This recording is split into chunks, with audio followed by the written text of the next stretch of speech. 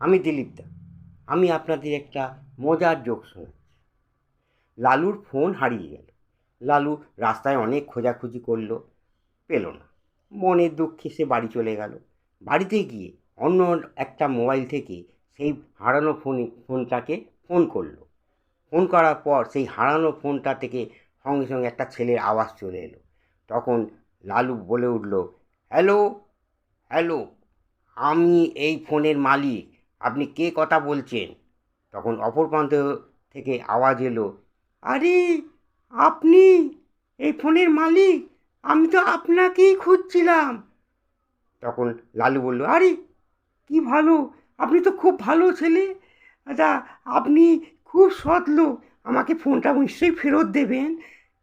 তখন অপর প্রান্ত থেকে আওয়াজ এলো, না না, ব্যাপারটা হলো কি, আমি তো ফোনটা পেয়েছি, কিন্তু আমার এই ফোনটার একটা চার্জার চাই। তা আপনার ফোনটা তো আমি পেয়েছি, এখন একটা কাজ করুন, আমার চার্জার চাই। আপনার যে এই ফোনের চার্জার আছে সেটাকে আবার রাস্তায় ফেলে যান, আমি নিয়ে নেব। নমস্কার, আমি দিলীপ দা। আমি আপনাদের একটা মজার জোক শোনাচ্ছি। পিগলু অনেক চিন্তা করলো যে চাকরির যা অবস্থা, একটা কিছু তো করতেই হবে। তখন রুজি রোজগারের জন্য সে একটা পথ বেছে নিল।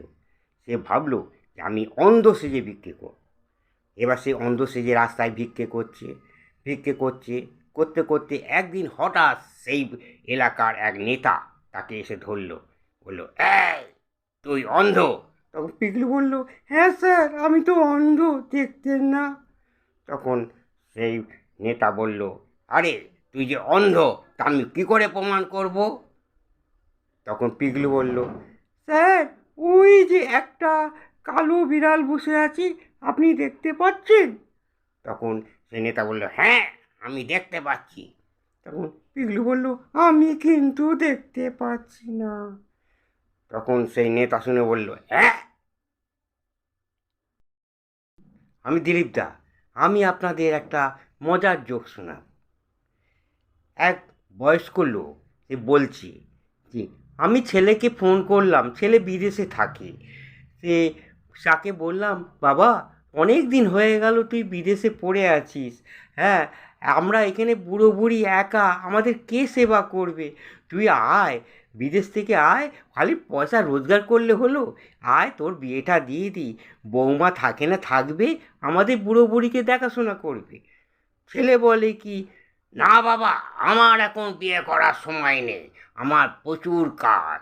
এক কাজ করো, তোমরা বুড়ো বুড়ি একা থাকো তো, তোমাদের দেখাশোনা করার জন্য তো বলছো, তুমি এক কাজ করো, কোনো গরিব ঘরের কোনো সুন্দরী মেয়ে অল্প বয়সী তাদের বাড়িতে রেখে দাও। তারা সে বাড়িতে থাকবে 24 ঘন্টা, সে তোমাদের দেখাশোনা করবে। তার জন্য যা সে মাইনে চায় আমি প্রতি মাসে তোমাদের পাঠিয়ে দেবো। দেখুন তো, হ্যাঁ, সেই দুধের স্বাদ কি ঘোলে মেটে? এ বললে হয়, বিয়ে তো করতেই হবে। আমি দিলীপ দা। আমি আপনাদের একটি মজার জোক শোনাচ্ছি। একটি ভদ্রলোক উকিলের কাছে গিয়ে পরামর্শ করতে গিয়ে বলল যে আমি কিন্তু আমার বউকে ডিভোর্স করতে চাই। তখন সেই উকিলবাবু বলল, কেন করবেন? এবার সেই ভদ্রলোক বলল, ব্যাপারটা কি হয়েছে জানেন, আমার বউ আমার সঙ্গে 3 মাস কথা বলে না। তখন উকিলবাবু বলছে, আরে এ তো ভালো লক্ষণ, আপনার জায়গা যদি আমিই হতাম, আমি বরঞ্চ কি বলতাম জানেন, আরও কিছুদিন যেন আমার সঙ্গে কথা না বলে। আমি দিলীপ দা। আমি আপনাদের একটি মজার জোক শোনাব।